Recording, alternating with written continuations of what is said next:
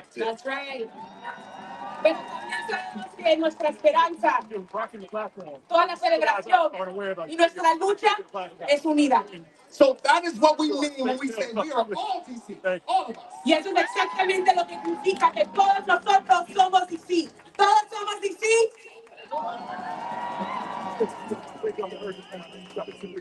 As you hear the stories today, and their beauty, and their pride, and their righteous indignation, know that these stories will someday happen to all of us.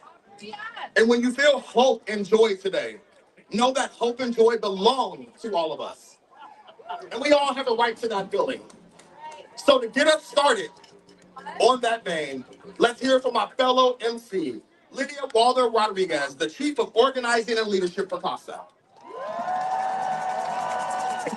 Libera DC! Libera DC! Mi nombre es Lidia Walter Rodríguez y soy la directora de Organizar y Liderar con CASA. My name is Lydia Walter Rodriguez and I am the Chief of Organizing and Leadership with CASA. I'm a proud immigrant from Panama. And for all of my brothers and sisters from Panama who know very well the pain and the bruises and the scars that militarized occupation have left in our people. The bombs that dropped days before Christmas, killing thousands of Panamanians, and the illegal invasion of the U.S. to Panama in 1989. This is a scar that my family lives with. Esta es una cicatriz que mi familia vive.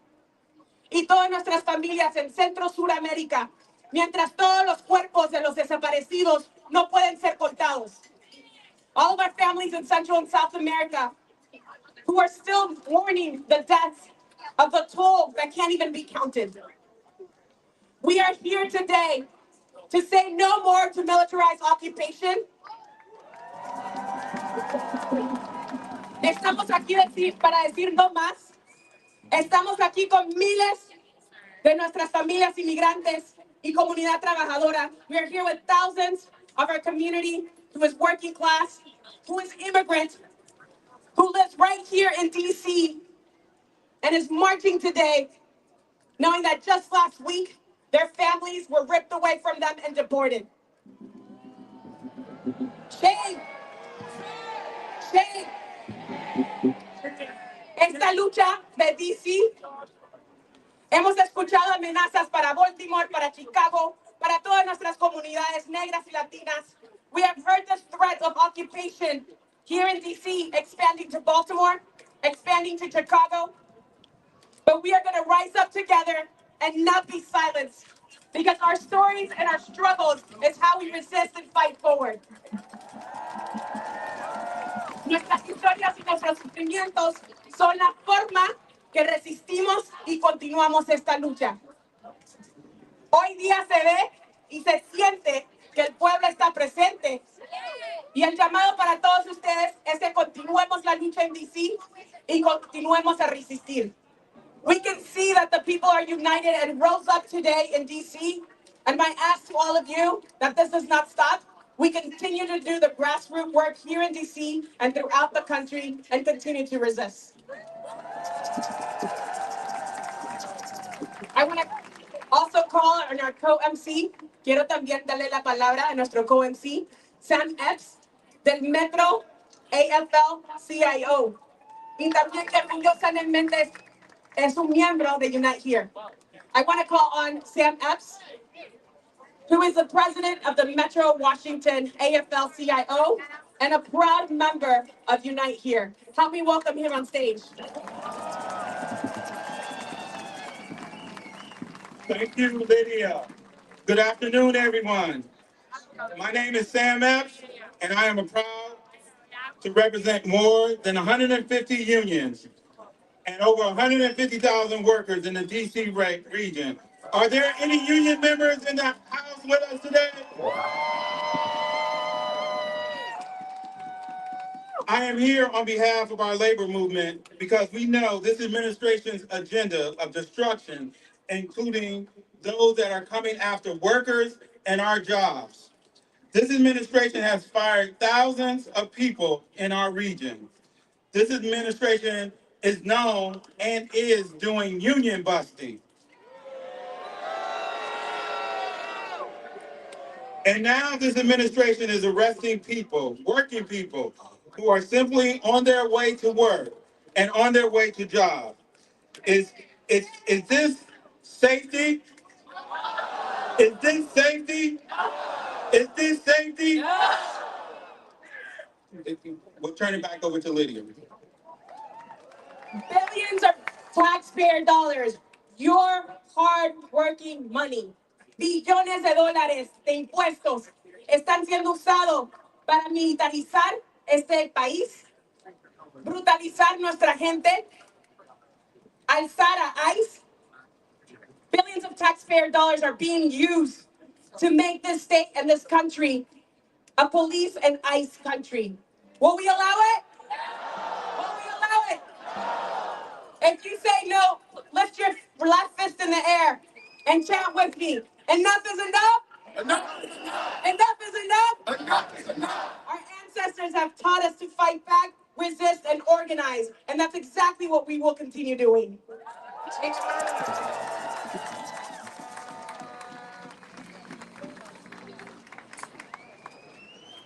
From DC to Palestine, we must end occupation. That's right. DC is rising up against this administration, and we are taking the nation with us. Why? Because we are all DC. We are LDC. We're going to hear about a lot of that in our time together. But to begin, we are reminded that we are here together on stolen land. We are here together on stolen land. Please join me in welcoming Gabrielle Tayek from the Piscataway tribe. Viva LDC! Free DC! Free DC! No one is illegal on stolen land. Greetings, my relatives. My name is Gabrielle Tayek, and I'm here as a Piscataway woman. Mi nombre es Gabrielle, y estoy aquí como mujer indígena. Greetings with love, profound strength, and thanks. Les quiero dar la bienvenida con amor y también bastante resistencia. Your march today did not begin in Malcolm X Park. La marcha el día de hoy no comenzó en el parque de Malcolm X. It did not begin at 11 a.m. No comenzó a las 11 de la mañana. It began 11,000 years ago. Comenzó más de 11,000 años. It began 400 years ago. Comenzó más de 400 años. In a place called Anacostia. En un lugar que se llamaba Anacostia. Anacostia. Now known as Washington, D.C. Ahora que se llama el distrito de Washington. It was a place full of families like all of ours now. Era un lugar lleno de familias, como todas las familias ahora mismo. A beautiful living river that we call the Potomac, the river of life. Un río hermoso que llamamos el río de vida, el río del Potomac. The forest full of breathing air and oxygen. Teníamos tantos árboles, tanto oxígeno. And this is the homeland of my people, the Piscataway people. Y ese es el hogar de mi gente nativa. We are still here. Nosotros todavía estamos aquí. And you are here now with us. Y ustedes ahora están aquí con nosotros. We've known through years of whether you have come here through enslavement or force. Sabemos que muchas personas que llegaron aquí, if you came from lands fleeing violence, si ustedes se fueron por la persecución, o se fueron como personas que robaron y encarcelaron. All of you came here with dreams. Todos ustedes vinieron aquí con sueños. And here today we have a dream of free DC. Y hoy tenemos un sueño para liberar a DC. We're here to free the land. We're going to take a pause.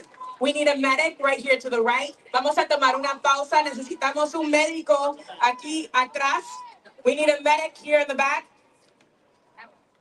Repeat after me. We need a medic. We need a medic. Here in the back. Here in the back. We need a medic. We need a medic. Right here in the back. Here in the back. We need a medic. We need a medic. Right here in the back. Right here in the back. We need a medic. We need a medic. Right here in the back. Right here in the back. We do need a medic right here in the orange tent. Repeat after me. We need a medic. We need a medic right here in the orange tent. Right here in the orange tent. Thank you so much.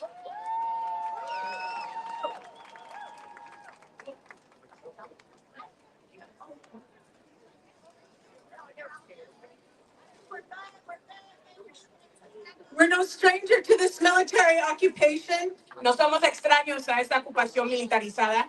In 1666, en el año 1660, there was a treaty that was signed by the English occupiers. Había un contrato que fue firmado por los ingleses with the people of Anacostia, con la gente de Anacostia, that we had to throw down our arms and announce ourselves, que teníamos que dejar nuestras armas y anunciarnos como pueblo, or we would be responsible for our own murders at the hands of the colonists. O seríamos responsables por todo el asesinato en las manos de los colones. They said that we would be responsible for violence done against us just because they couldn't tell one of us from another. Nos decían que iban a ser responsables de la violencia que ellos nos iban a hacer a nosotros, porque ellos no podían distinguir quién era quién en nuestros tribus. Just like today, criminalizing Black, brown, indigenous people, people that are witnessing, people of conscience. Como el día de hoy, la criminalización y el acoso a las personas negras, las personas latinas, las personas indígenas. So from that time of 1666, desde este tiempo del 1660, to a movement called the Bonus Army, hasta el movimiento, the Bonus Army, to the March on Washington, hasta las marchas que hemos tenido en Washington, to Black Lives Matter Plaza, to Black Lives Matter Plaza, to today, hasta el día de hoy, aquí mismito. We must be brave. Tenemos que ser valientes. We must be true. Tenemos que ser verdaderos al uno al otro. We speak with one voice. Hablamos con una voz. We speak with one heart. Hablamos con un corazón. We speak with one spirit. Y hablamos con un espíritu. All of you are welcome here. Todos nosotros estamos bienvenidos aquí. ICE, you are not welcome here. ICE no tienes. Federal forces, you are not welcome here. Policía federal, no estás bienvenidos. Bounty hunters, you are not welcome here.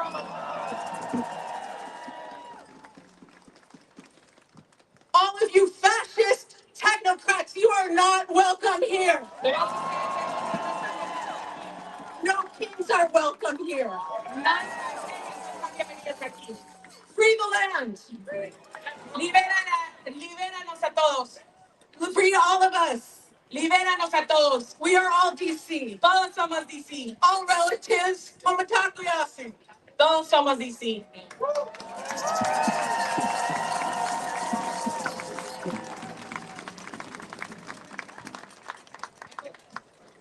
All right, I must pause and look at this community that we have.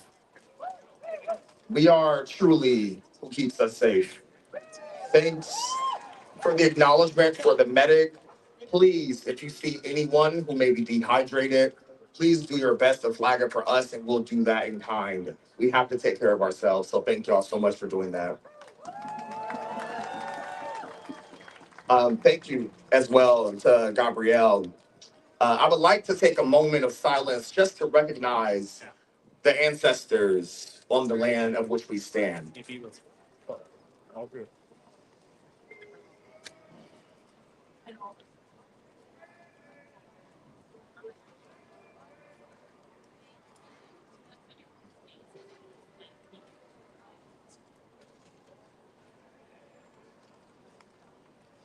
Thank y'all so very much.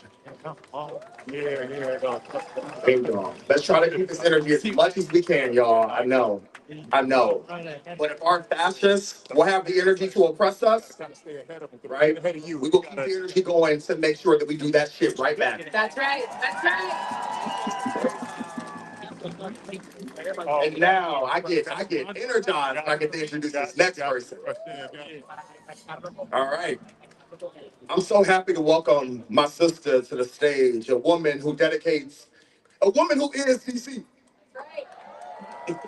who dedicates her entire life to all of you and to the liberation specifically of Black people and Black communities. Let's hear some noise for my friend and my comrade, Nene Taylor, Executive Director of Harriet's Wildest Dreams and the co-founder of Free DC.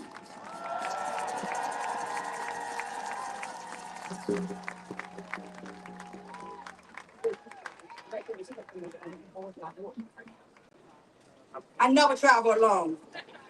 Harriet's Wildest Dreams got this thing say we go together, especially in these times. Nunca estoy sola. Siempre las personas están conmigo.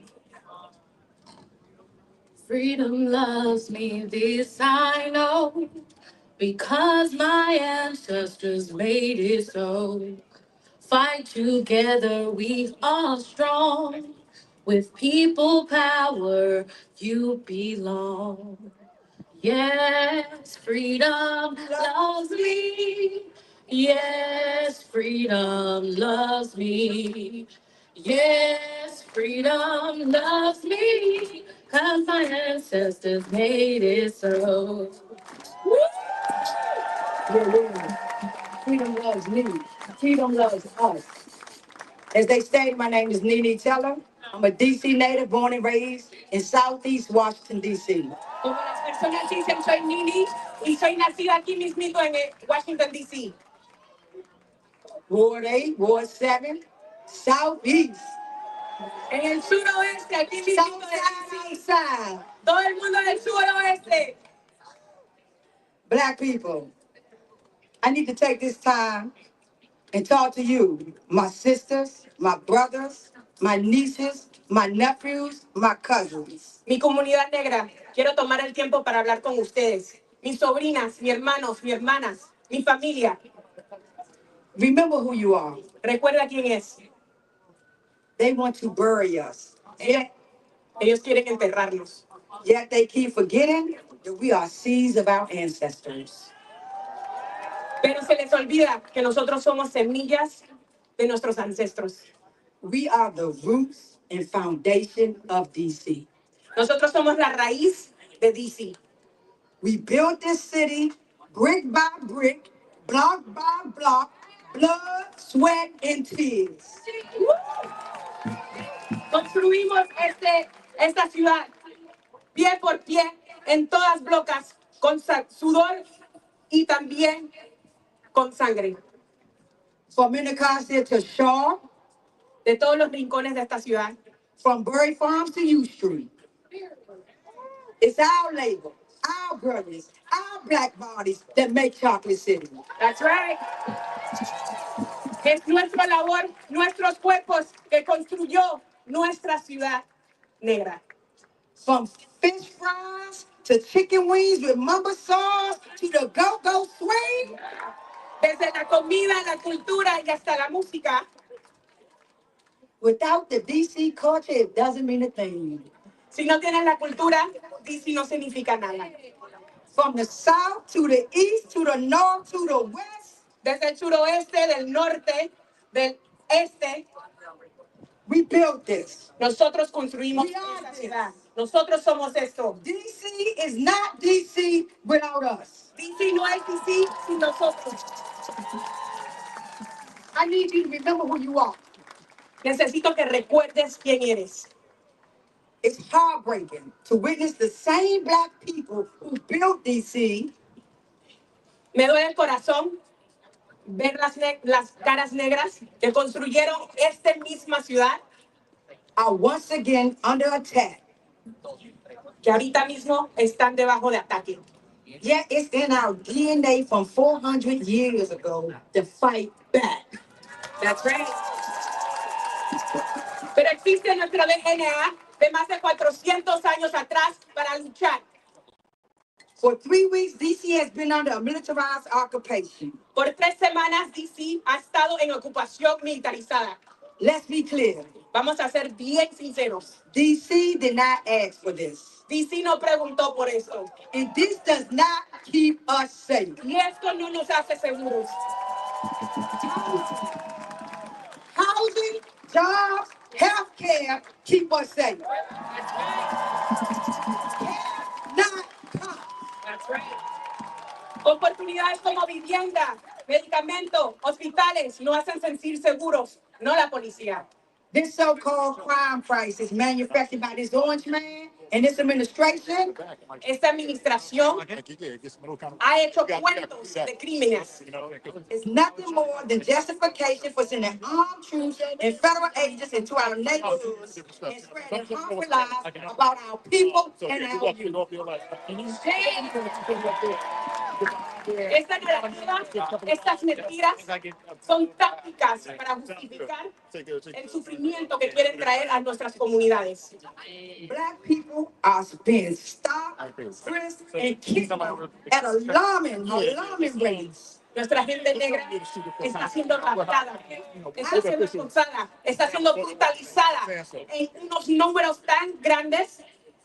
Our youth are being forced to comply with a curfew.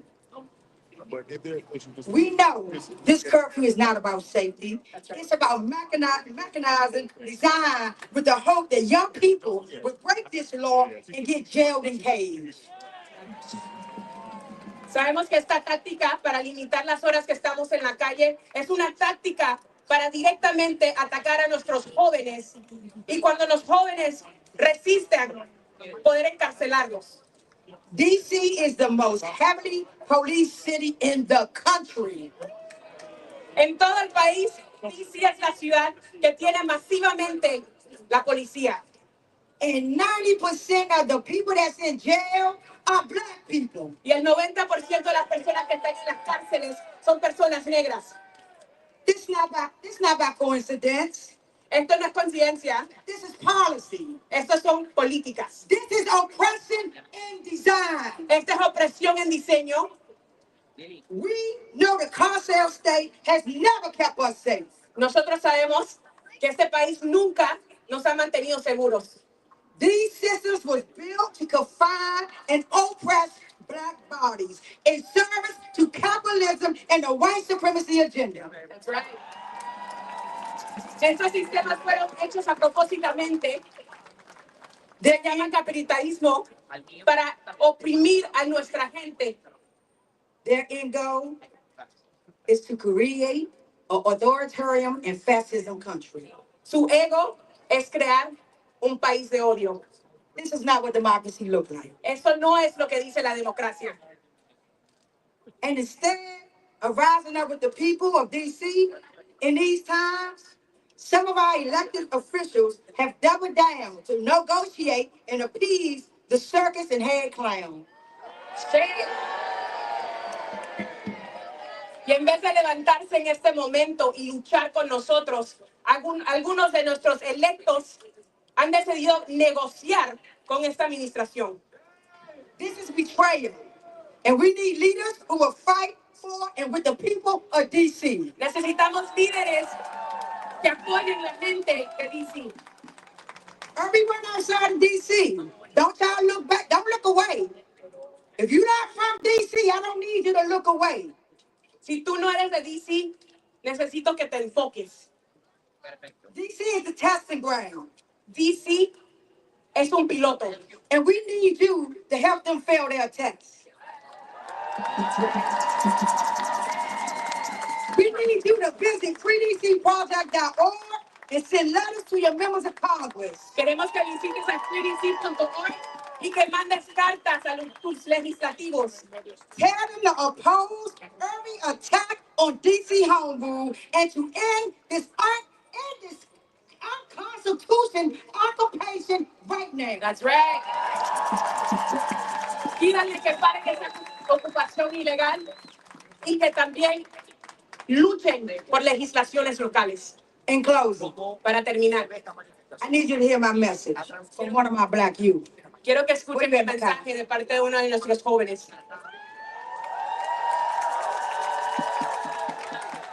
I want to be clear. Quiero ser muy clara.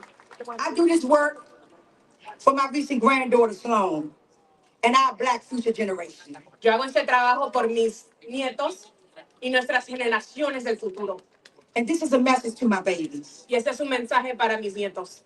May my faith and my strength encourage you to have no fear. Que mi espíritu, lucha y valentía te dé fuerzas. If you hear or see those enslaved catchers coming your way, you keep going. Si tú ves las fuerzas de odio, continúa a luchar. If you see those guns and tear gases and handcuffs in your community, you keep going. Si ves esas armas, esos tanques en tu comunidad, sigue adelante. If they shout and try to dehumanize you, don't you look back. You keep going. Si ellos tratan de quitarte tu humanidad, continúa adelante. Don't you let them take your self-worth, your dignity, or your joy. Nunca dejes que te quiten tu espíritu, tu felicidad. Don't you ever stop. Nunca pares. If you want to taste the freedom, si quieres libertad, you look to the sky. You look to that sky. Miras al cielo and don't you comply. Y nunca dejes de resistir. You keep going. Continúa a luchar. You free this land. Libera esta tierra. You free our people. Libera nuestra gente. You free us all. Libera. You free these things. You free these things. You free these things. You free these things. You free these things.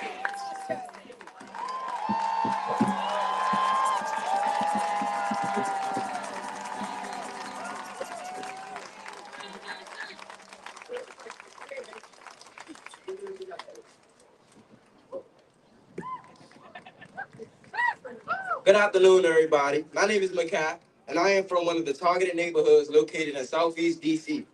Buenas tardes. Yo quiero compartir mi historia como una de las personas que está acosado en uno de los vecindarios aquí en DC.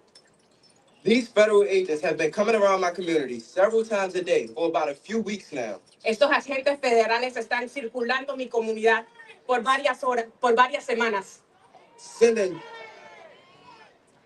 Sending dozens of federal agents into low-income neighborhoods isn't doing anything but causing pure chaos, both inside and outside of the community. Mandando agentes federales, lo único que está haciendo es causando terror adentro y afuera de nuestras comunidades. It makes me feel as if they are treating us as if we are wild animals with their choice of tactics. Con las tácticas que han utilizado, me hacen sentir como si nosotros somos animales. These federal agents, masked up in unmarked cars with out-of-state license plates, literally blitzing these neighborhoods is just pure scary. Esos agentes federales enmascarados en carros que no están marcados. If they're trying to come into dangerous neighborhoods or quote-unquote violent neighborhoods, how is their approach appropriate in any way, shape, or form? Si ellos dicen que están viniendo a comunidades peligrosas, ¿cómo están haciendo algo diferente usando estas tácticas de odio? I have seen these agents pull up in cars marked with ride stickers such as Uber and Lyft and scope out my neighborhood before they blitz with artillery so heavy it could rip through houses. He sido testigo de estos agentes sacar a personas de Ubers y de Lyfts y también de estar tan armados que pueden estallar tantas casas.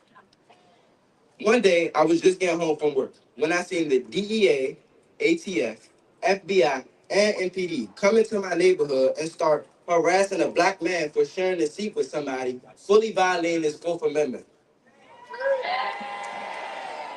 Fui testigo de varias diferentes agencias viniendo con varias personas, acosando solamente a un individual. I've also seen them ambush my neighborhoods coming from side gates and so many cars, the line stretches beyond the parking lot. He también sido testigo de las diferentes tácticas en las formas que están viniendo en todos lados de mi vecindario. You would think that that's enough for them, but no, they also started jumping gates from the whole opposite side of the parking lot.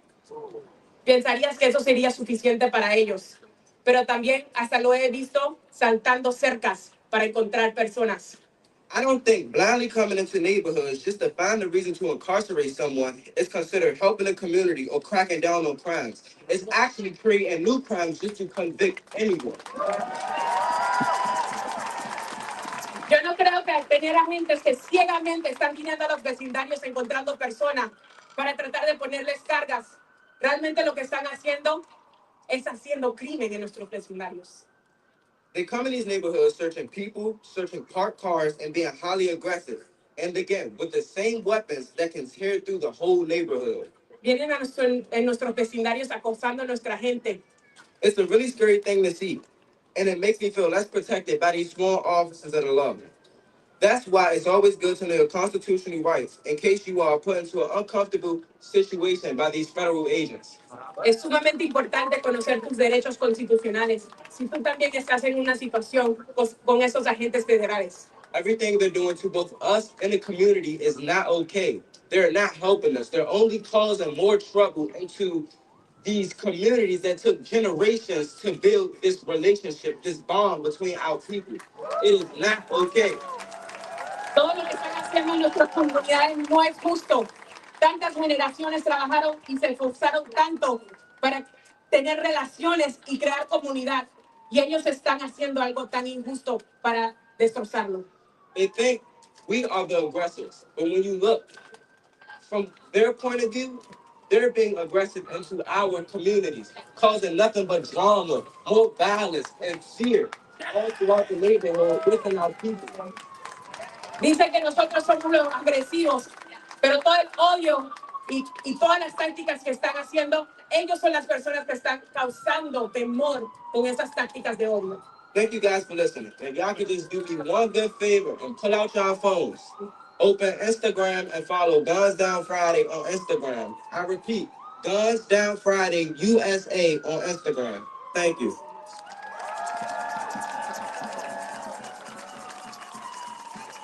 Thank you, and always this is good to you. Free DC! Free DC! Libera DC! Libera DC! All right, y'all. Let's keep it going. Free DC. All right. Thank you so much to Nene and to our incredible Black youth who do this work in the district every single day. We are here because of them. We should be here because of them. This is not the first time DC has had to fight for our rights.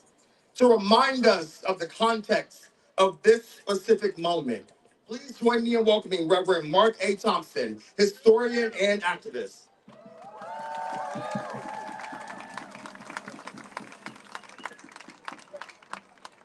Libera DC!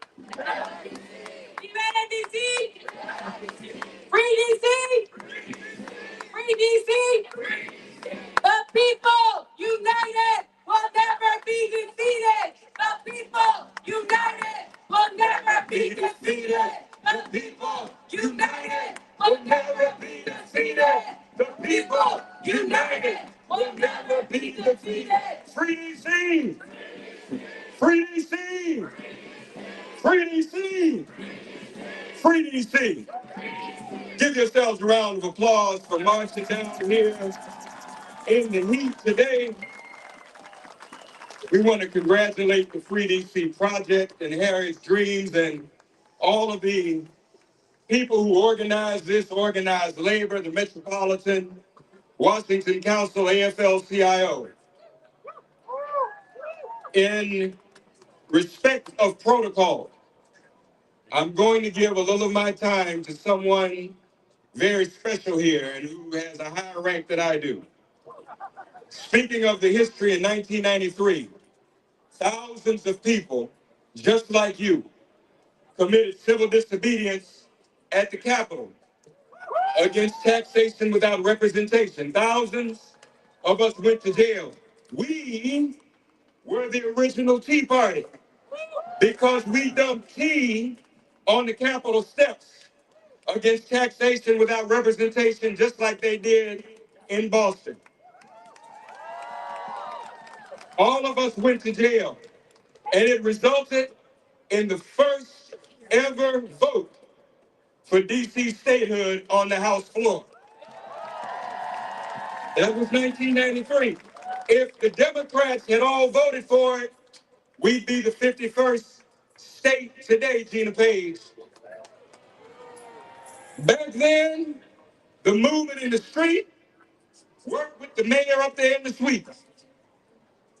And that mayor at that time, we even went to jail with us. She is here today to stand with us. Please welcome, let's hear a few words from Mayor Sharon Pratt, the first black woman mayor of a major American city.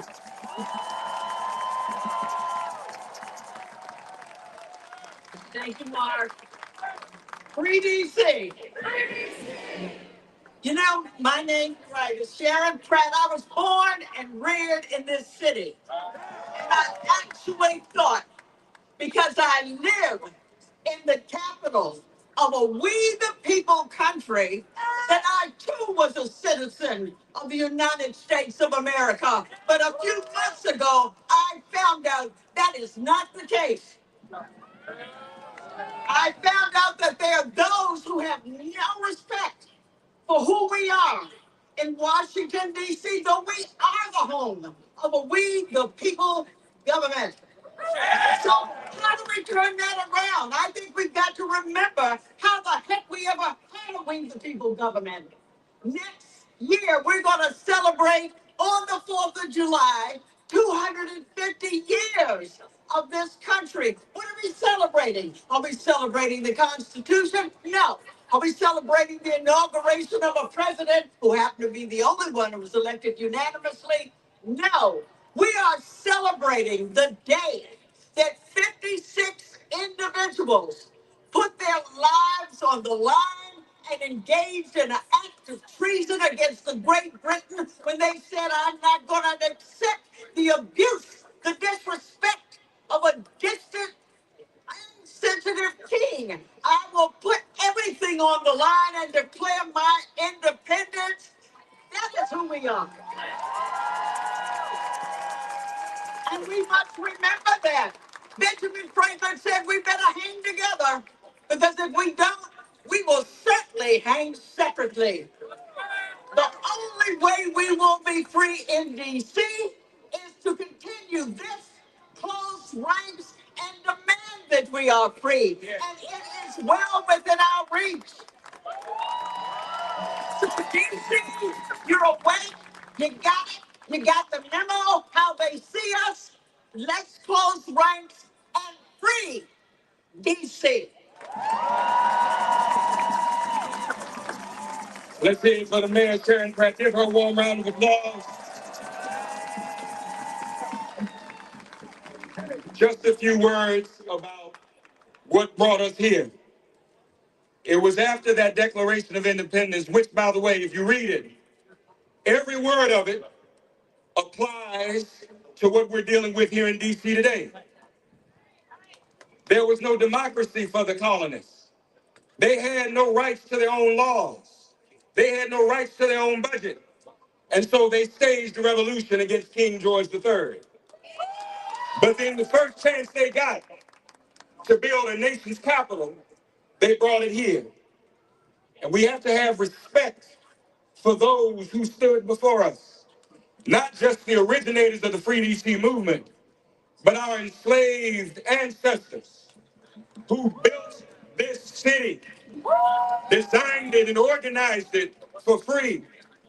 The original sin, the original crime. And then during the Civil Rights Movement, after Bloody Sunday, March of 1965, and the march from Selma to Montgomery, we were able to get the Voting Rights Act passed in August of 1965. When Lyndon Johnson held the signing ceremony at the White House, after that ceremony, the Reverend Walter Fauntleroy asked Dr. King to lead a march through D.C. for home rule. We weren't even talking about statehood yet. Just a march for home rule and an elected government. In 1965, Voting Rights Act for America, still no home rule for those of us in Washington, D.C. And then a year later, SNCC arrived here. the Student Nonviolent Coordinating Committee, in the person of Frank Smith, James Foreman, and others, and of course, Marion Barry, who would one day be mayor of Washington, D.C. We have to lift up the names of those who fought hard. Julius Hobson, Josephine Butler, Hilda Mason, and then even those who are contemporary now, and these Jenkins of the Stand Up for Democracy Coalition. And just like we don't know, sadly, every name of every person on that Edmund Pettus Bridge with John Lewis, there are countless names, thousands in 1993 who went to jail every Thursday to stand up for democracy and to stand up for DC statehood. We didn't come this far to stop. We didn't come this far to give up. We have to keep on going. We can't turn back no matter what. We are on the cusp of our freedom. And believe it or not, no good Donald Trump has cast a spotlight on our plight by sending this military occupation into Washington, D.C. And so we want to let him know, wherever he is, because we know he's watching, Donald Trump, what you see today is exactly what you get. We are not giving up. We are going to continue this fight for statehood until the day our hands are full of victory in the 51st state of the Union. God bless you all. Free DC! Free DC! Free DC! Free DC!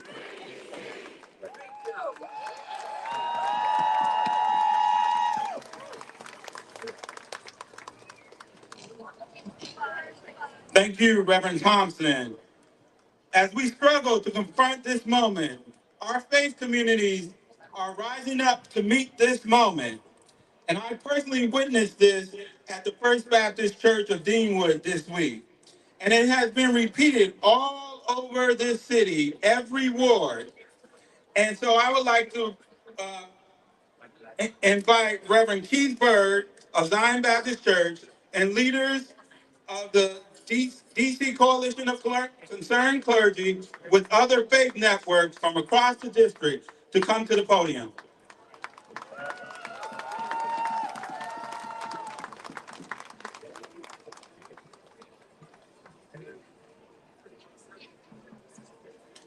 Good afternoon, DC. I said good afternoon, DC. Let's make some noise.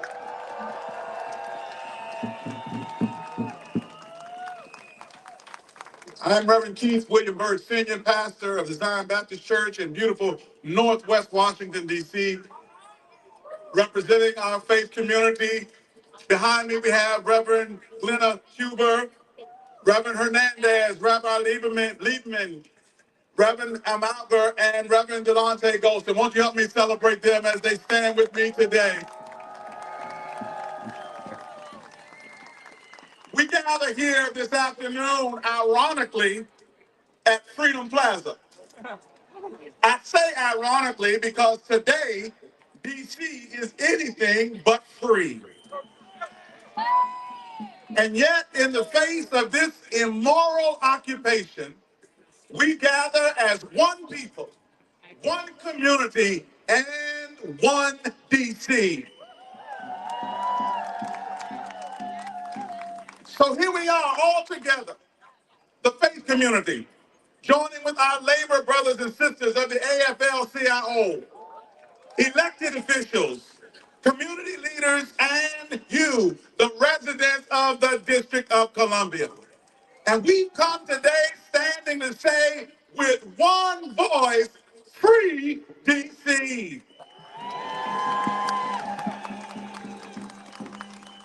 As faith leaders representing the various faith traditions across our city, we stand united to say that this immoral occupation is a violation of the fundamental principles of justice and compassion.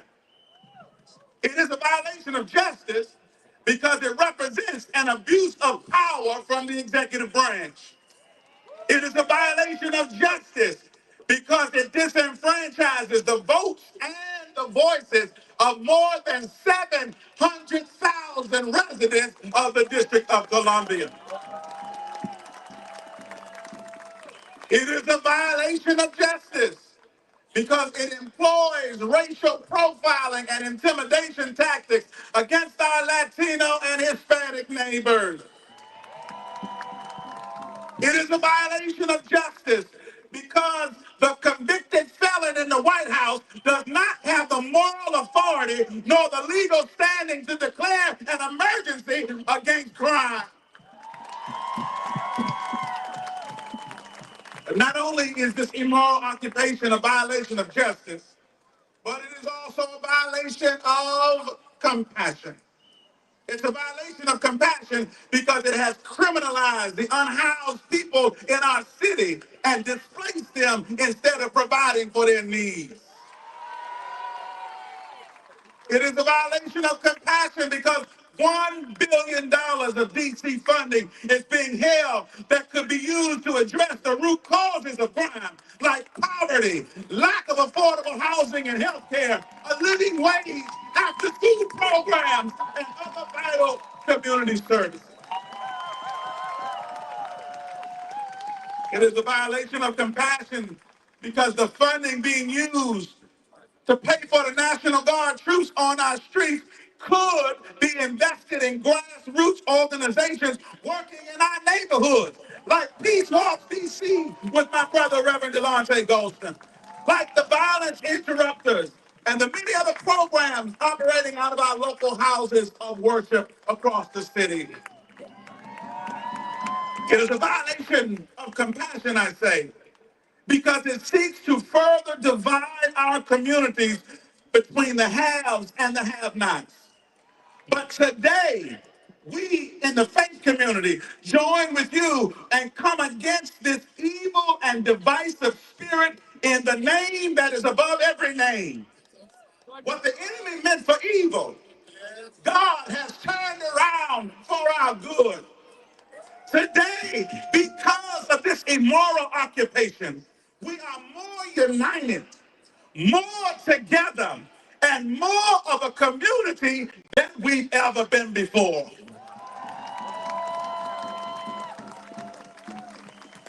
And so we in the faith community have come to declare that God is not pleased with this violation of justice and compassion. We've come as the faith community to stand with you against this immoral occupation.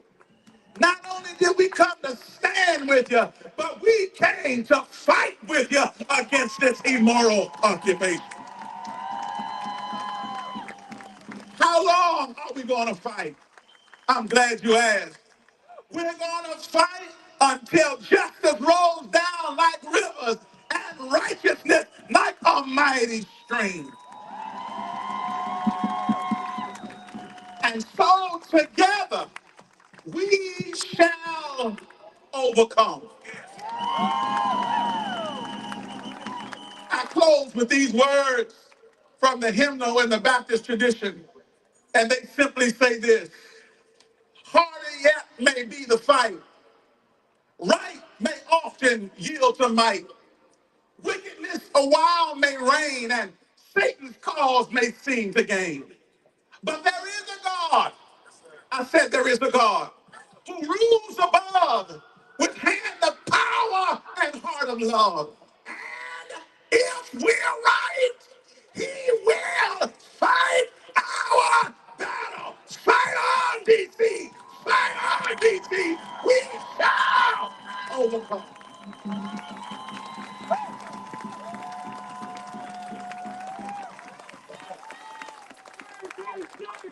And we're going to get through this program. Bringing next up is Kaya Chatterjee of Free DC.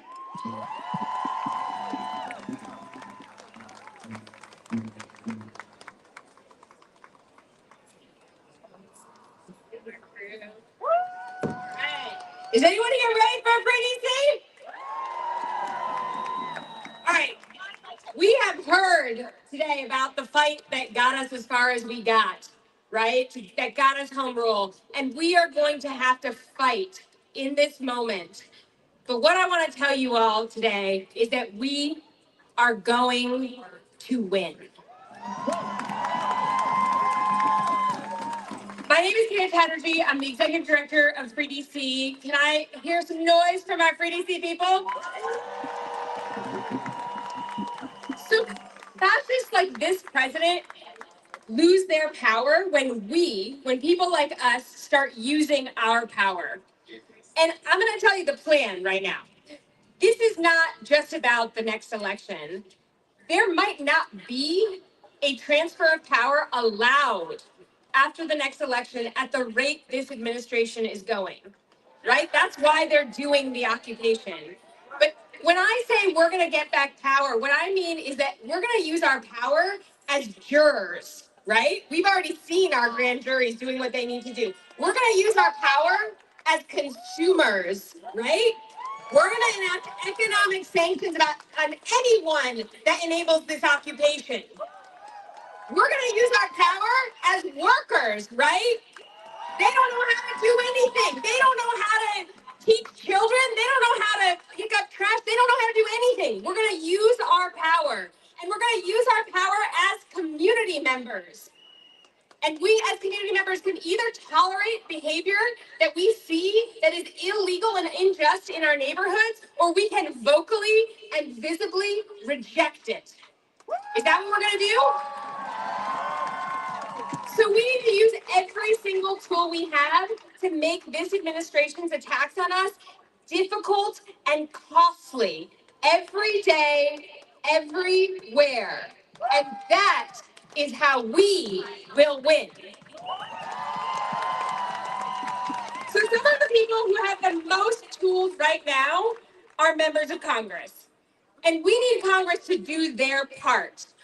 So we need Congress to end this president's racist and white nationalist occupation of DC, right? They have the power to do that.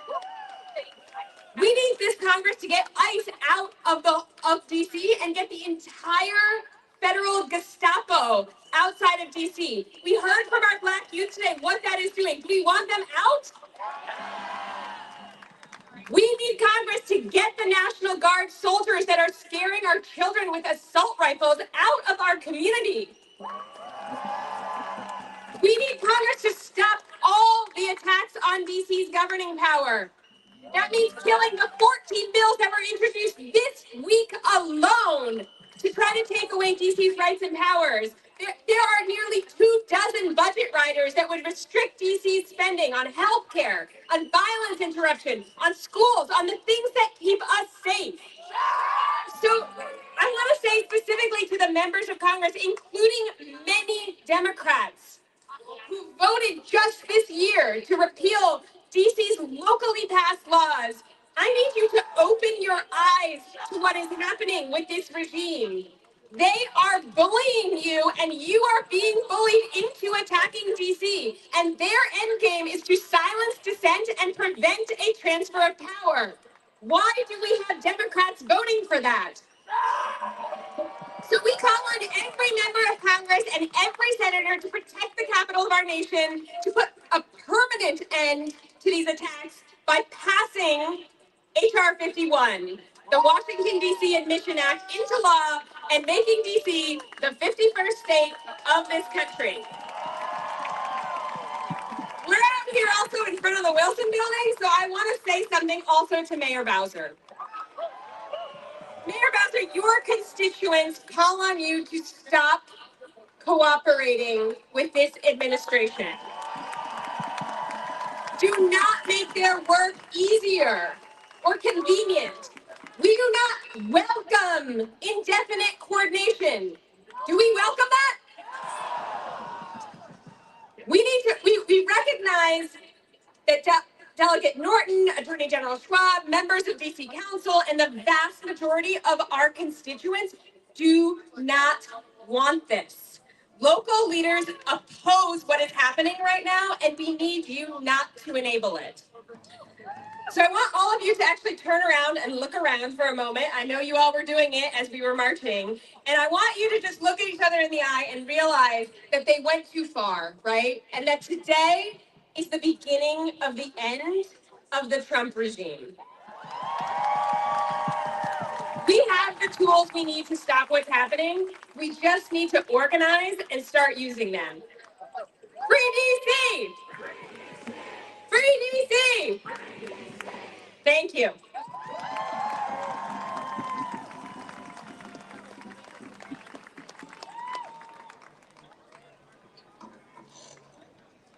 Audre Lorde once said, "We do not live single issue struggles because we don't have single issue lives." To my DC Black and queer beloveds, this fight is indeed our fight too. And it is connected to the larger fight for liberation and autonomy. Because our queer joy cannot be complete while our neighbors are being kidnapped. Our queer joy cannot be complete with Black youth being profiled and arrested. Our queer joy cannot be complete while the people of DC are having basic human rights taken away.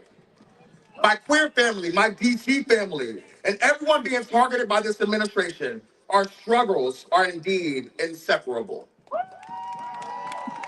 Please join me in welcoming to the stage Andrea, who's a council member and a DC resident. Please make some noise.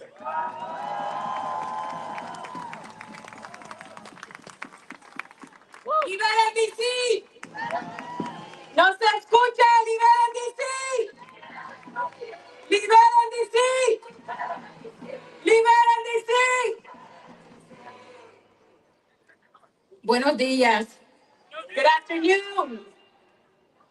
My name is Andrea, and I am a community organizer with CASA. Mi nombre es Andrea y soy una organizadora comunitaria con CASA. I immigrate from El Salvador, and I have proudly called Washington, D.C. my home for 20 years. Inmigré desde El Salvador y he llamado Washington, D.C. mi hogar estos últimos 20 años. The city has given me so much hope, opportunity, a sense of belonging. But today, I stand before you, weighed down by terror. Esta ciudad me ha dado tanto, oportunidad, felicidad, un hogar. Pero estoy aquí enfrente de ustedes hoy porque esta administración está alzando el terror. This militarized occupation has brought on our DC families. Esta ocupación ha llegado a nuestras familias aquí en DC. I've seen neighbors being kidnapped daily. Ve a mis vecinos que están siendo raptados día a día. Working with families who have been torn apart. Estoy trabajando con familias que han sido separadas. Weeks back, I supported a church member who had open heart surgery and survived coma. Hace un par de semanas estaba trabajando con un miembro de la iglesia que tuvo cirugía del corazón y sobrevivió coma. He was on his way to life-saving dialysis.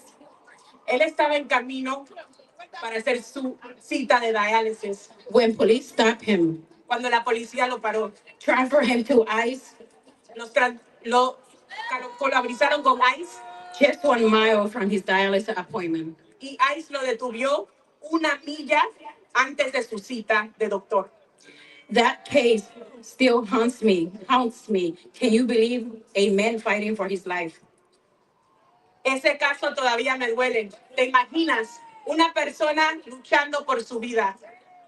Shame. Kidnapped by ICE just 1 mile from the hospital. Fue secuestrado por ICE 1 milla del hospital. This is reality for so many families right now in DC. Esta es la realidad para muchas familias aquí en DC. And throughout this country. Y a través de todo este país. Daughters asking, when would I see my dad again? Hijas preguntando cuándo van a ver a su padre de nuevo. Survivors who bear the physical and emotional scars from enforcement brutality. Los sobrevivientes que todavía tienen las cicatrices mentalmente y físicamente de la brutalización policíaca. Living in constant fear of being kidnapped again. que están viviendo constantemente con ese temor de ser raptados de nuevo. And I stand here today, y me paro aquí enfrente de ustedes hoy, and I carry the pain in my own heart, y cargo un dolor en mi propio corazón. Last week, my nephew was detained and still in ICE custody. La semana pasada, mi mismo sobrino fue detenido y todavía está en custodia de inmigración. Leaving behind a 3-year-old.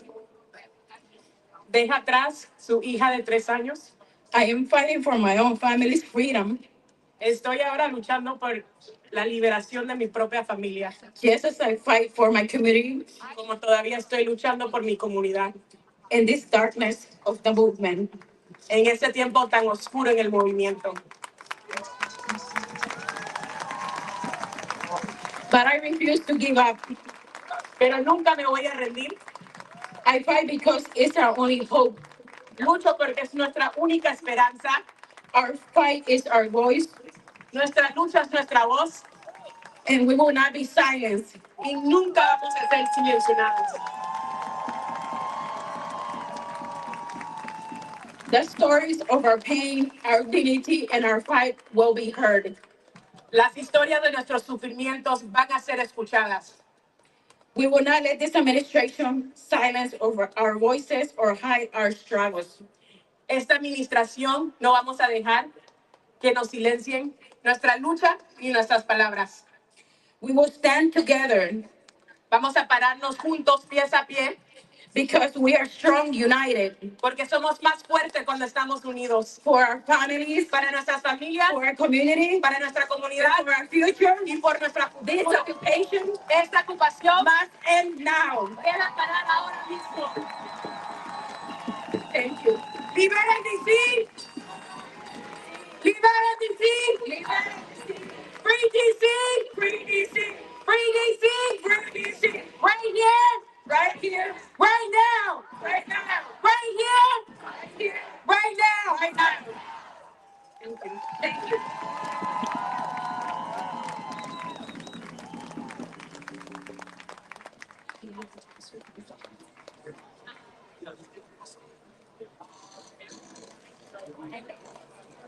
All right, y'all, from DC to Palestine, Congo, and the Sudan, we must end occupation and state violence. Why? Because who keeps us safe? Who keeps us safe? Who keeps us safe? Who keeps us safe? Our next speaker did not just arrive in this fight a month ago.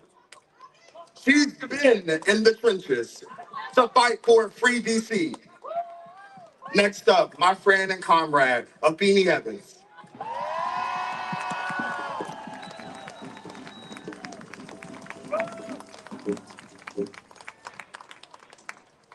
When I say hands up, you say fight back. Hands up! Hands up! Hands up! Hands up! Peace, y'all. My name is Afeni, and I'm a community organizer out here in DC. And I'm here to tell you that we deserve better. DC deserves better than a flurry of illegal stops and searches. DC deserves better than helicopters flying low overhead for hours and frivolous checkpoints. The children of DC deserve better than mass vigilantes roaming their streets with assault rifles. DC's migrant population deserves better than coming home to find that their family has been kidnapped by the same country that has sanctioned and destroyed their homeland. DC deserves better than a mayor who will throw the city under the wheels of her plane to Martha's Vineyard in order to anticipatorily comply with a factory regime and preserve her own power. We deserve better than a mayor who would shake hands with a dictator who seeks to subjugate and dehumanize her residents. Because from DC to Palestine to Haiti, occupation is a crime, and all politicians that are complicit are criminals. I'm here to tell you that unfortunately, police violence is not new to Chocolate City. That before this latest escalation, police in D.C. were responsible for the murders of Antoine Gilmore, Delano Martin, Taron Hilton, Kevin Hargrave Sharon, Justin Robinson, and countless more. I'm here to tell you that the police have never kept people safe in D.C. We know We know that the safest communities have more resources. We know that the safest communities invest in youth recreation and employment. We know that the safest communities have compassion, love, and humanity at the center. So I am here to spread the good news that we must find joy in dismantling a racial caste system that has been forced upon us by the white imagination. Because we will find liberation in our new society that is made in the image of the marginalized, in the image of the working class, and in the image of all indigenous peoples all over the globe. Because here in DC, we deserve leadership that is better. We deserve better than leadership that is asleep at the wheel. And as a DMV icon, Rolling Ray, would say, it is time to wake them up. It is time to put them all on notice that if DC has any leaders that does not have statehood at the top of their lips at all times, that they're about to lose their goddamn job.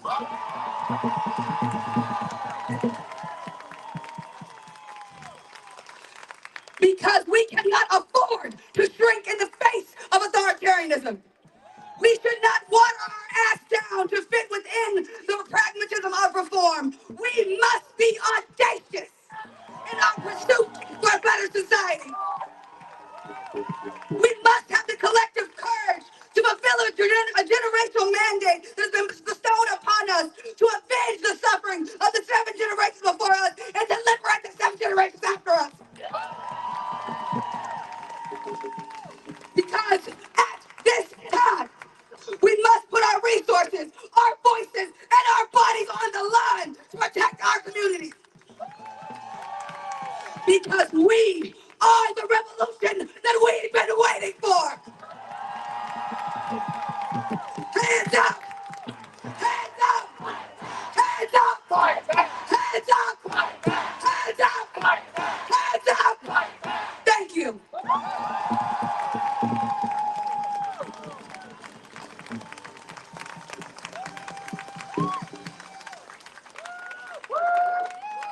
Please, another round of applause. Oh my gosh.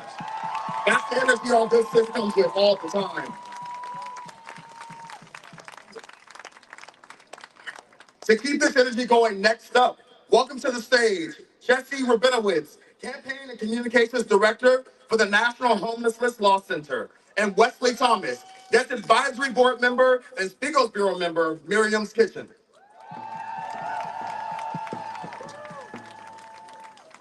Shabbat Shalom. My name is Jesse, and I direct the Housing Not Handcuffs campaign. But more importantly, I live here in D.C. with my family. I'm here today because I want my kid to grow up in a D.C. where nobody lives outside because everyone has their needs met, not in a city where the army patrols the streets and police harass homeless people. I'm going to talk about the devastating impact of Trump's takeover of D.C. on our homeless neighbors, but first, I want to talk about how we got here. More people are sleeping outside than ever before because the rent is too damn high and the wages are too damn low. The average cost of a one-bedroom in D.C. is $2,300. Now, for Donald Trump and his billionaire cronies, that might be pocket change, but we know it's just too much for most people to afford. Our housing system is broken, but instead of fixing it and lowering the rent, Donald Trump wants to cut housing support and make it a crime to sleep outside. That's shameful. Laws that make it a crime to be poor or black are as old as America, but they are in the middle of a rebirth. The takeover of DC is part of an attack led by right-wing billionaires on people who are poor, sick, and disabled. Trump has abandoned real solutions to homelessness, like housing and support, and has said for years that he wants to round up homeless people and force them into government-run detention camps. When a fascist tells you what they want to do, believe them. So what does Trump's attack on homeless Washingtonians look like? To me, it looked like state violence and state-sponsored chaos. I saw dozens of federal police officers from the FBI, Secret Service to Homeland Security gather near a few tents in Foggy Bottom. They didn't come with housing or support, they came with guns and flashing lights. The following morning, a caravan of over 20 police cars and trash trucks sped from site to site, throwing away people's belongings. In my decade of witnessing encampment evictions in DC, I've never seen anything like this.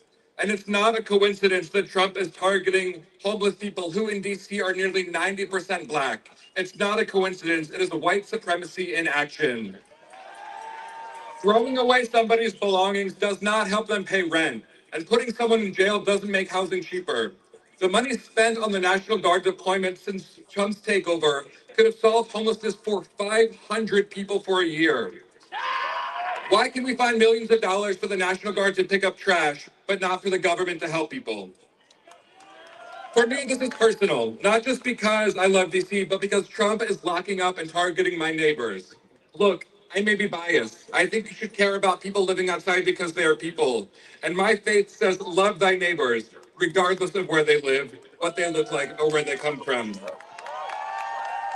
But if that isn't enough, I need you to care, because what starts with homeless folks in DC will spread to everybody across the country.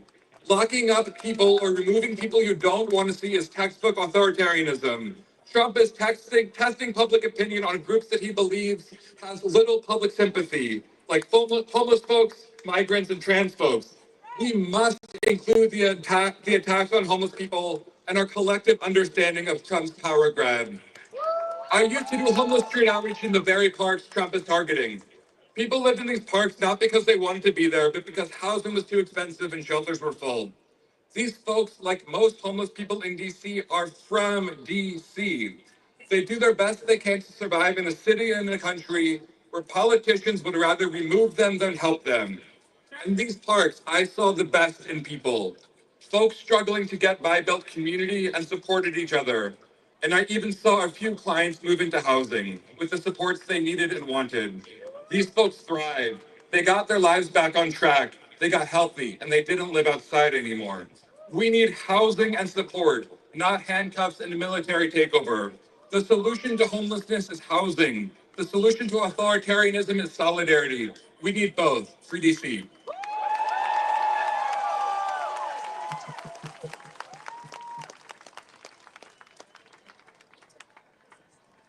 Good afternoon, fellow advocates, colleagues, and friends. Thank you for the opportunity to speak before you today. It is only befitting that the March for Free DC began at Malcolm X Park, Meridian Hill. It has been the site for civil rights and political rallies and speeches since the assassination of Dr. Martin Luther King Jr., including a protest of Donald Trump's inauguration in 2017 for police brutality here in Washington, D.C. I am Wesley Thomas, a member of Murray's Kitchen Guest Advisory Board and ardent homeless advocate. From 1988 to 2017, I was homeless, living and sleeping on the streets of Washington, D.C. Now I dedicate significant time, effort, and energy to seeing that others do not fall into being chronically homeless. Since housed, I've been able to help 48 people put keys in their own apartments. I know what it's like to be victimized firsthand. I have 29 years of lived experience. You cannot solve homelessness by arresting someone. When you disperse a homeless encampment, you make things more dangerous for people. People who sleep in encampments do so for safety. Now, Donald Trump is exercising his authoritarian rule. We have 2,000 plus federal officers on the street and 3 more on the way. ICE, DEA, FBI, ATF, and some we probably never even heard of. Toting guns. Are we at war? No. The objective of being here is to fight violent crimes in Washington, D.C. The unhoused are not enemy combatants. I have witnessed them being harassed, bullied, maced, and further traumatized and frightened by their own government. Why? I'm here to advocate to be that voice for someone's mother, father, sister, or brother. This needs to cease and desist. Would you not agree?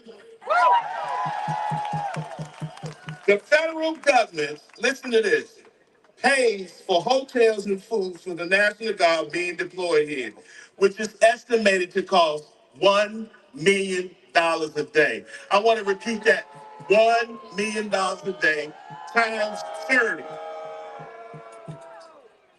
Yet, in the DC fiscal 26 budget, there is no money for permanent supportive housing for homeless people.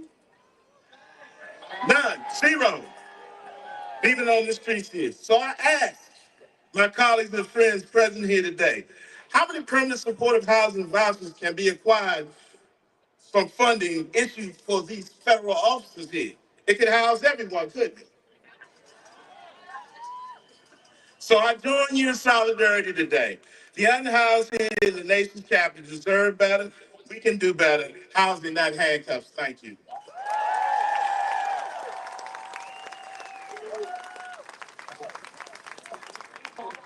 El pueblo unido. Jamás será vencido. El pueblo unido. Jamás será vencido. El pueblo unido. Jamás será vencido. El pueblo unido. Jamás será vencido.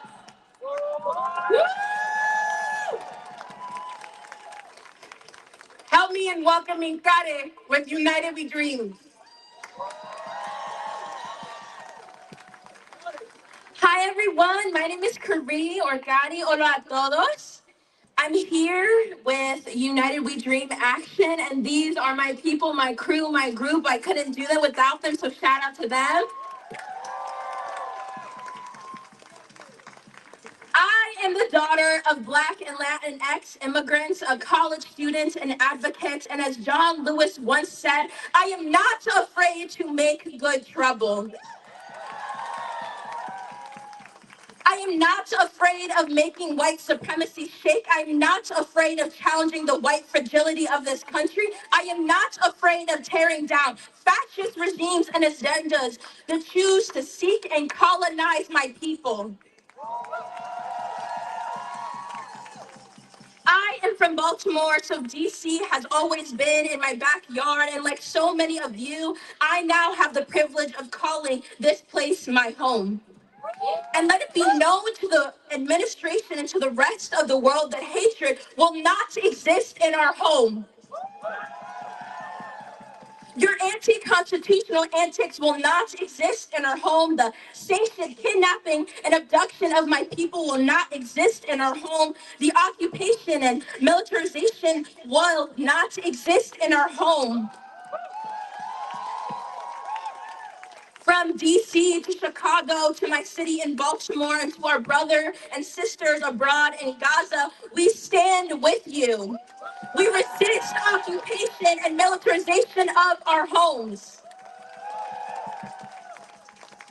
Being a student in DC, studying international relations and political science, I spend my days reading about authoritarianism, about fascism, about militarism. But I didn't realize that I would be witnessing it unfold in front of my eyes. It's one thing to study it, it's another thing to watch it happen to the people and the communities you love. Done by a nation that so gallantly proclaims freedom and a nation that prides itself for justice and liberty. But for who? For who? Because freedom doesn't look like ICE strategically raiding our schools and our neighborhoods. Freedom doesn't look like targeting and criminalizing innocent Black youth. Freedom doesn't look like wasting our tax dollars to fund your theoretical terror on cities.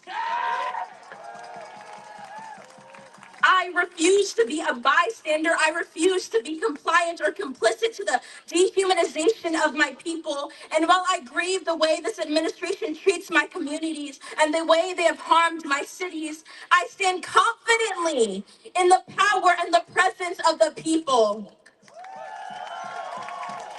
Because the people, el pueblo, throughout history and across all movements, across all borders and countries, we have been the ones to curate radical change and revolution.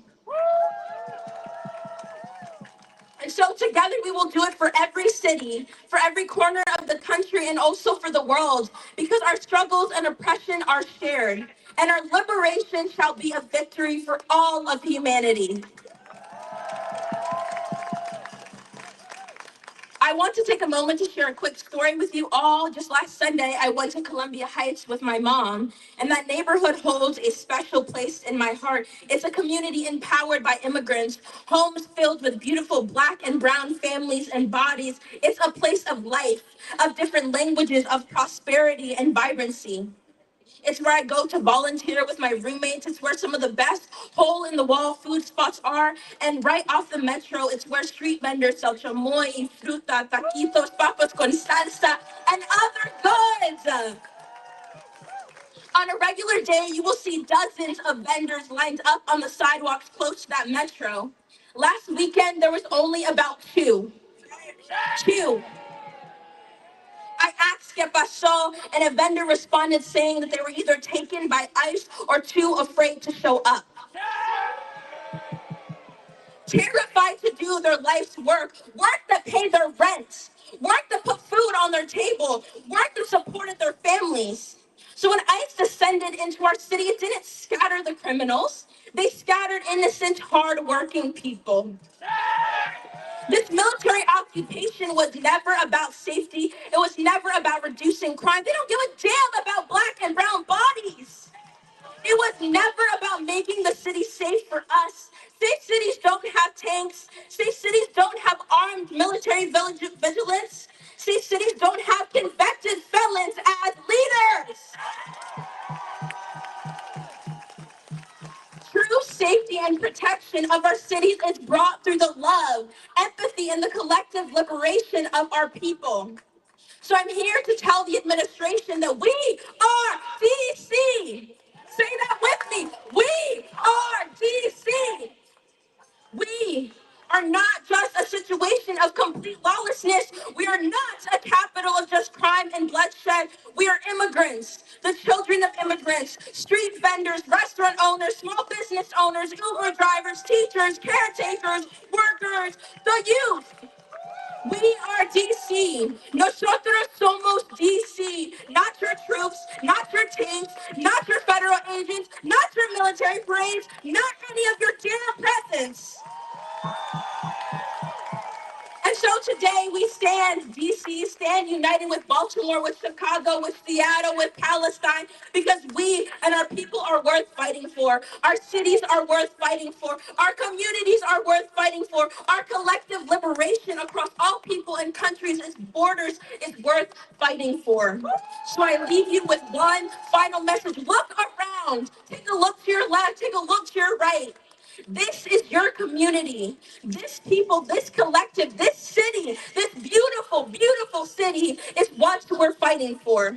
Hold on to that and never let go. Thank you, Free DC. Thank you.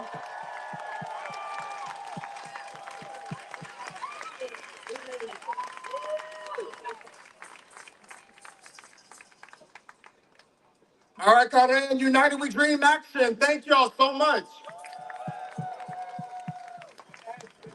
Next up, we have Jaime Contreras, Executive Vice President of 32 BJ SEIU.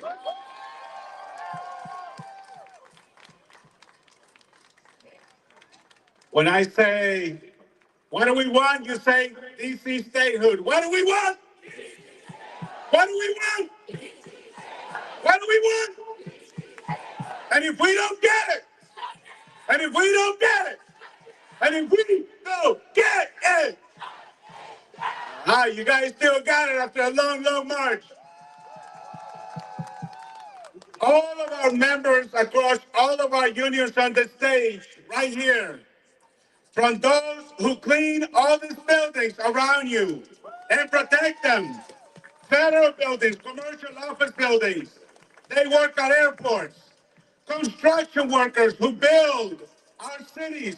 I know the trades are here, the painters, those who host residents and tourists at restaurants and hotels. I know you're not here. It's in the house.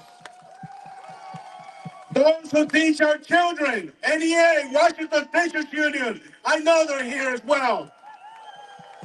And those who you usually don't see unless you go to a government building, those who are always committed to serving the public behind the scenes, federal workers. I know I saw Ashley out here. I know I saw other public sector workers like NTEU in the house. There's all these unions out here today. All of our union members are united with one demand. We want this federal occupation to end, and we want it to end now. Todos los miembros de todos los sindicatos que estamos acá, estamos para demandar que se termine la ocupación de Washington y que dejen nuestra gente inmigrante vivir y trabajar en paz.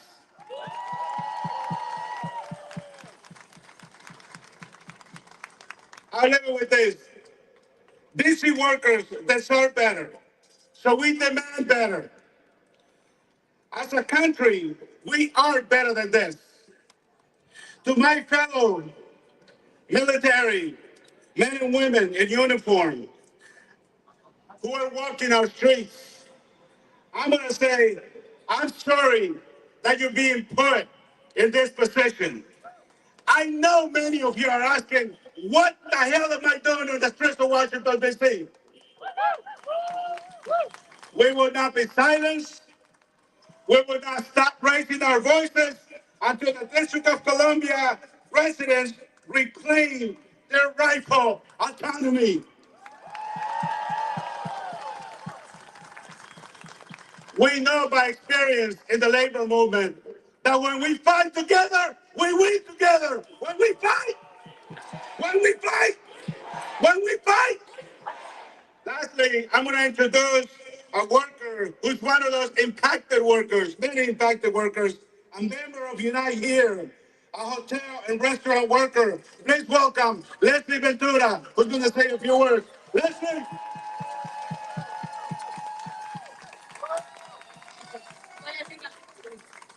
Hola a todos, mi nombre es Leslie Ventura.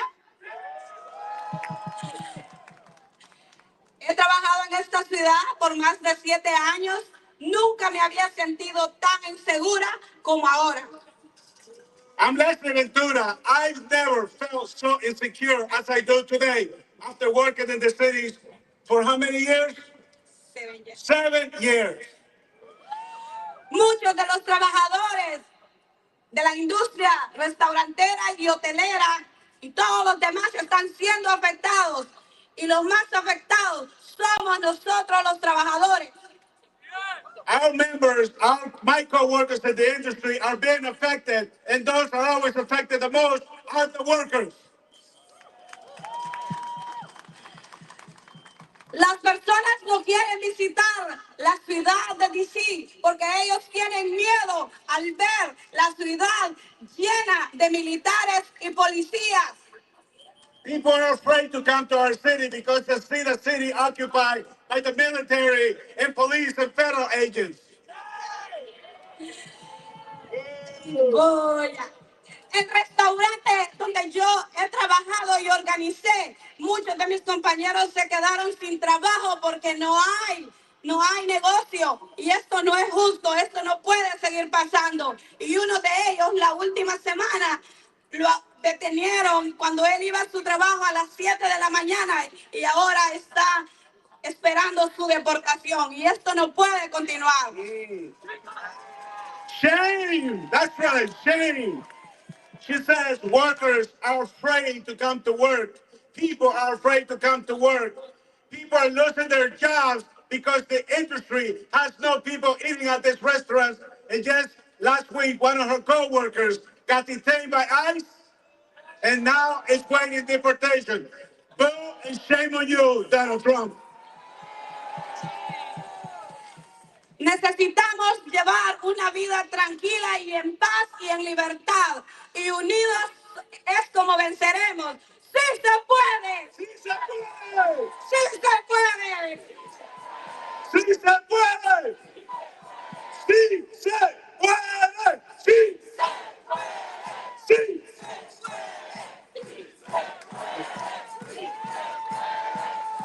So now it is my honor, gracias, Leslie, and yes, we have had members in 32BJ as well who have been stopped by federal agents. So I'm gonna say one more chant, and that goes like this. Donald Trump, shame on you. Donald Trump, Donald Trump, Donald Trump, shame on you, shame on you. So we demand that Congress, both Democrats and Republicans, grow some spine and reject any further erosion of democracy in DC, just as they would do in their own districts. We demand Donald and the Trump administration removes the National Guard from our streets, not tomorrow, now.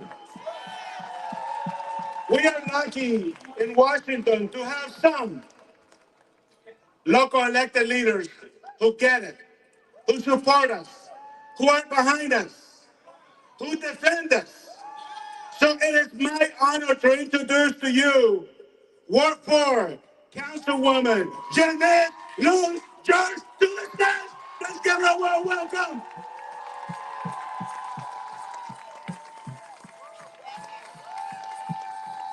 When I say free, you say DC free! Free! Free! Free! Yes, thank you all so much for being out here. We had over 10,000 people marching in solidarity. My name is Denise Lewis George. I am a third generation Washingtonian, a proud daughter of the district, and a council member representing Ward 4.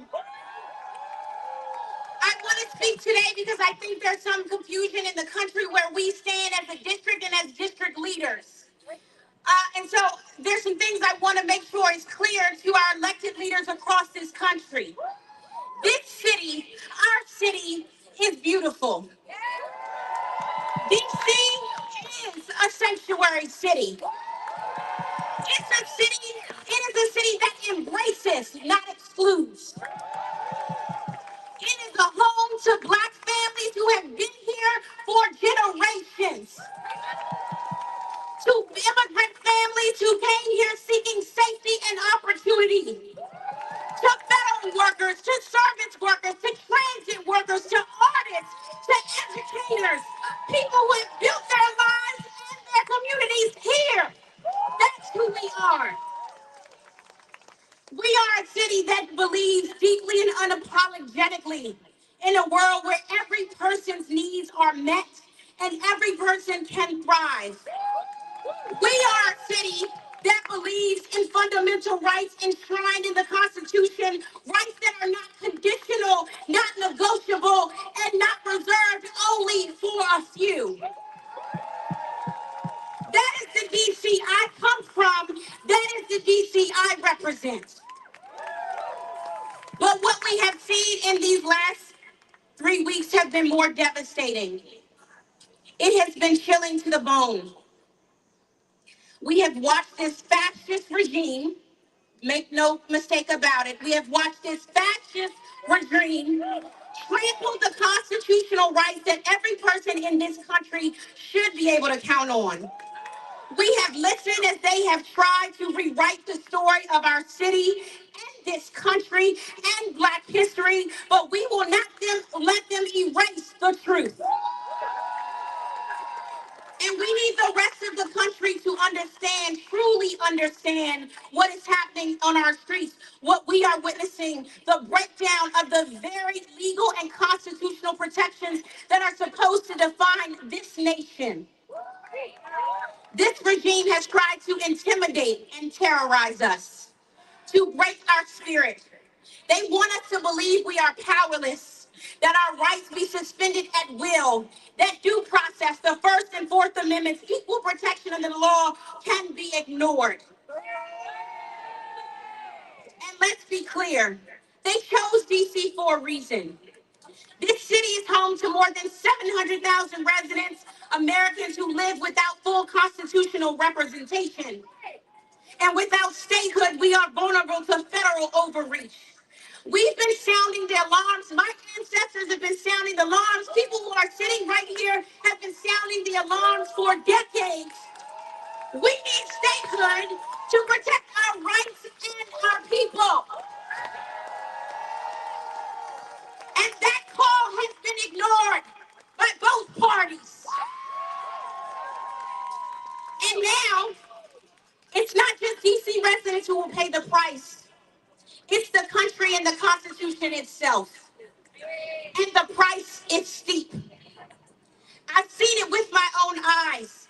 Tanks in front of Union Station, masked armed agents, identifiable, roaming our neighborhoods. No badges, no names, no constitutionality, no accountability. Every single day, our communities are being terrorized by federal forces on our streets in direct violation of the Constitution. And every day, my neighbors in Ward 4 are watching their rights shredded before their eyes. We've seen parents ripped from their child's arms on their ways to school without a warrant, without probable cause. Which party is the party of families?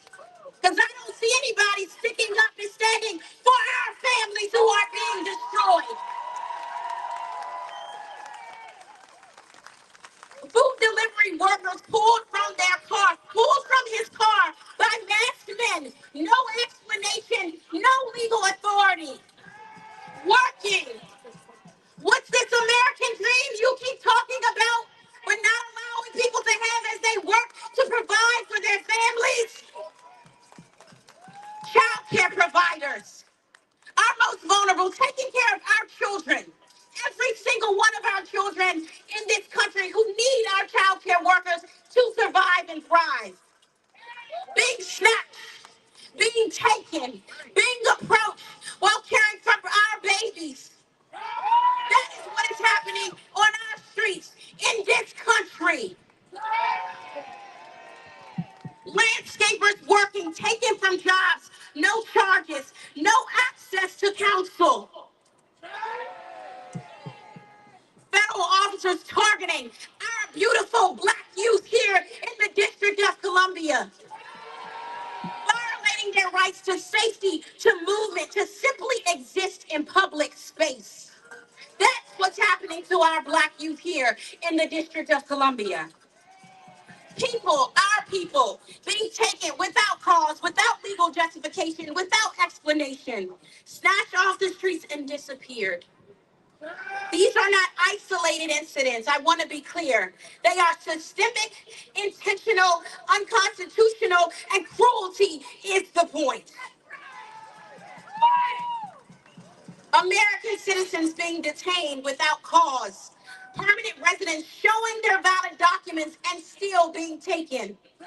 Peaceful workers and parents and young people, people simply trying to live their lives, are being stripped of their constitutional rights.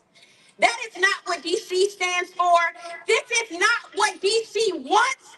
This is not what DC welcomes. This is not what DC appreciates. This is not who DC is as a city. And this is not what we are going to stand for.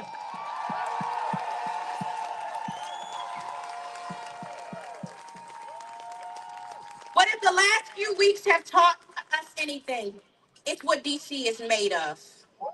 We don't cower. We organize. We resist. We know the value of our rights and we will make that value known.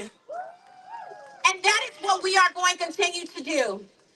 So as I said before, this is the capital city. If we fall, this country falls. This is not just DC's fight. This is America's fight. So get in this fight with us and free DC. When I say hands off, you say DC. Hands off. Hands off. Hands off. Hands off. Thank you.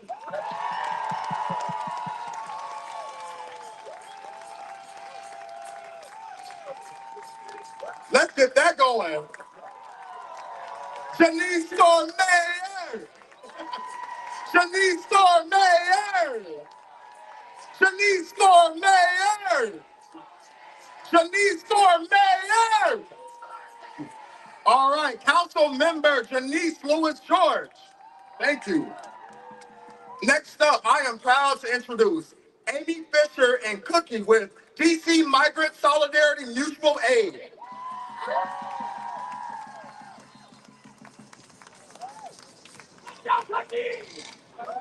Buenas tardes. Good afternoon, everyone. My name is Cookie, and I am proud to be a core organizer with Colectivo de Familias Migrantes. Buenas tardes a todos. Es mi orgullo estar aquí y representar el colectivo de familias migrantes. Colectivo is a multilingual and multicultural political home for migrant families across the district. For generations, immigrant communities have enriched the culture of Washington, D.C., from uptown to east of the river. Today, Muriel Bowser and the military occupation has tried erasing us from our home. Our vibrant culture is now of muffled worries, of silent prayers, and hopeful desires of reunification. The silence of our absence echoes through the corridors of our district. We see them creeping into our neighborhoods, silently tearing our families apart, instilling fear and muffling our voices. Yet here we are, resilient and brave, our heads held high against the deportation monster created to disappear us. One thing is certain, Washington, D.C. continues to be a sanctuary and home to millions of immigrants. Washington, D.C. is our home. El colectivo de familias migrantes es un hogar político, multilingüe y multicultural para familias migrantes en todo el distrito. Durante generaciones, las comunidades inmigrantes han enriquecido la cultura de Washington, D.C. Desde el norte de la ciudad hasta el este del río, hoy Muriel Bowser y la ocupación militar han tratado de borrarnos de nuestro hogar. Nuestra vibrante cultura ahora está llena de preocupaciones silenciosas, oraciones calladas y deseos esperanzados de reunificación. El silencio de nuestra ausencia resuena a través de los pasillos de nuestro distrito. Los vemos asomándose en nuestros vecindarios, desgarrando silenciosamente a nuestras familias, infundiendo miedo y apagando nuestras voces. Sin embargo, aquí estamos, resilientes y valientes, con la cabeza en alto, contra el monstruo de la deportación que quieren usar para hacernos desaparecer. Una cosa es segura, Washington, D.C. sigue siendo un santuario. Washington, D.C. es nuestro hogar. I'm Amy, and I'm a core organizer with Migrant Solidarity Mutual Aid. Migrant Solidarity Mutual Aid was founded about 3.5 years ago to respond to yet another racist politician trying to use DC to play political games with migrant lives. In 2022, when Texas Governor Abbott began busing people seeking safety from the border to DC, hundreds of DC residents came out to ensure that every person was welcomed with dignity, while Mayor Bowser was nowhere to be seen. And now that our immigrant friends and neighbors are under attack, the DC community has taken action yet again to protect our neighbors. The MISMA Emergency Response Hotline has received upwards of 2,500 calls from community members calling to report enforcement activity to protect our friends and neighbors since the occupation began. And guess who's not here to help again? El grupo de ayuda mutua en solidaridad con Migrantes se fundó hace aproximadamente 3 años y medio para responder a otro político racista que intentó utilizar DC para jugar juegos políticos con las vidas de los migrantes. En 2022, cuando el gobernador de Texas, Greg Abbott, comenzó a enviar los autobuses con personas que buscaban seguridad desde la frontera a DC, cientos de residentes de DC salieron para asegurar que cada persona fuera bienvenida con dignidad, mientras que la alcaldesa Bowser no estaba en ningún lado. Y ahora que nuestros amigos y vecinos de inmigrantes están siendo atacadas, la comunidad de DC ha tomado medidas una vez más para proteger a nuestros vecinos. La línea de emergencia de respuesta de MESMA ha recibido más de 2.500 llamadas de miembros de la comunidad que llaman para informar sobre actividades de la policía y migra para proteger a nuestros amigos y vecinos. Y adivina quién no está ahí para ayudar. It is clear that Mayor Bowser has never found a bus that she won't throw the immigrant community under. Whether it was denying shelter to immigrant families and forcing them to sleep on the streets during hypothermia season, to trying to reverse DC sanctuary laws, and now supporting the mass arrests and disappearances of immigrants from our communities.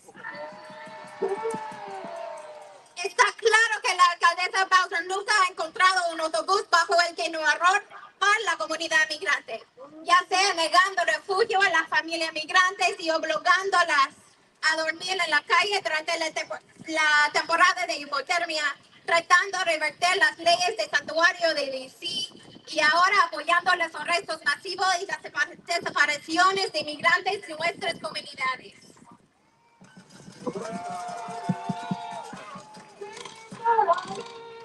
Too many of our family members have disappeared, morphed into a hopeful prayer for reunification. Too many of us are afraid to leave our homes, to go to work, to go to school, to seek help because we know when we leave home for the day, we may not come home. Even before the start of the occupation, we watched how Reporter-in-Chief Muriel Bowser conspires with racists like Stephen Miller in the White House to terrorize our Black, Brown, and Indigenous communities across DC. We have seen how MPD and ICE are working hand in hand to set up checkpoints, racially profile us and our fathers, stopping and searching us with their dirty and sweaty hands, touching our bodies without consent. We see them march through our neighborhoods to round up our community in cages. Demasiados de nuestros miembros de la familia han desaparecido, convirtiéndose en una oración esperanzada por un milagro de reunificación. Incluso antes del inicio de la ocupación, hemos visto como la deportadora Muriel Bowser conspira con racistas como Stephen Miller. Son organizaciones como Colectivo de Familias Migrantes y MESMA que están todos los días en las calles protegiendo a nuestra comunidad, parando las deportaciones. Somos nuestras organizaciones de base que estamos aquí para representar a nuestra colectiva de comunidad. It is MESMA and it is colectivo.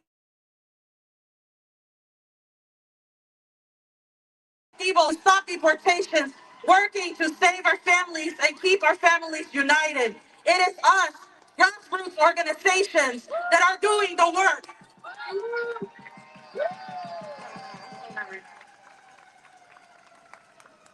And while we are outraged about the way that people are being snatched off our streets, we must also be outraged at what is happening to people after they have been arrested.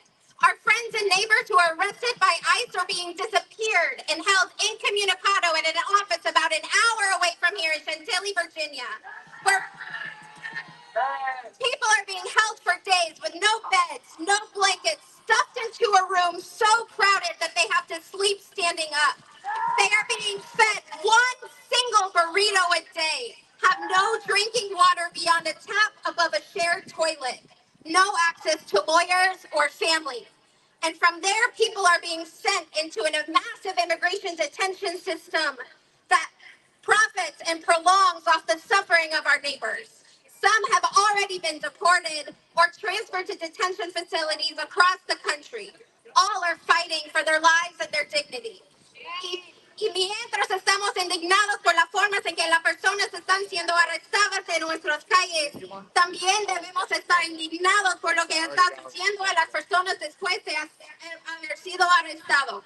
Nuestros amigos y vecinos que son arrestados por ICE están siendo desaparecidos y detenidos incomunicados en una oficina de ICE aproximadamente una hora de aquí en Chantilly, Virginia, donde las personas son mantenidas durante días sin camas, sin mantas, apiñadas en una habitación tan llena que tienen que dormir a pie. Los dan un solo gorrito al día y no tienen agua potable, más allá un grifo sobre un inodoro compartido, sin acceso a abogados o familiares. Y desde allí las personas están siendo enviadas a una enorme máquina de detención de inmigrantes que prolonga y se beneficia del sufrimiento de nuestros vecinos. Algunos ya han sido deportados o transferidos a instalaciones de detención en todo el país. Todos están luchando por su vida y su dignidad. ¡Siga la mía! Nos vemos para que nos digan. Free DC.